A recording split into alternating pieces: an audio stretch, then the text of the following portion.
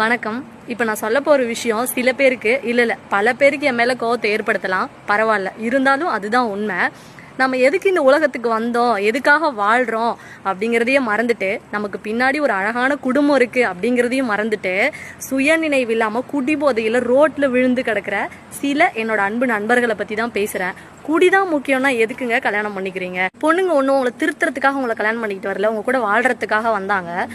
கேவலம் அந்த மது பாட்டில் இருக்க அந்த தண்ணியை ரசிக்கிற நீங்க உங்க குடும்பத்தை ரசிங்க. அதை விட போதை வேற எதுலையுமே கிடையாது. லைஃப்ல ஒரு டைம் ஜெயிச்சு பாருங்க, அதை விட ராஜ போதை வேற எதுலையுமே கிடையாது.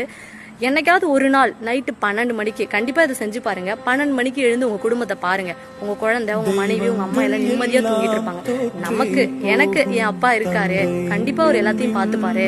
நான் அவரை நம்பி வந்திருக்கேன், எனக்கு கண்டிப்பா என்னை பார்த்துப்பாரு அப்படின்னு உங்க மனைவியும், நம்ம மகன் இருக்கான், நமக்கு எந்த பிரச்சனையும் விட மாட்டான், ஃபியூச்சர்ல அவன் பார்த்துப்பான் அப்படின்னு சொல்லி உங்களை பெத்தவங்க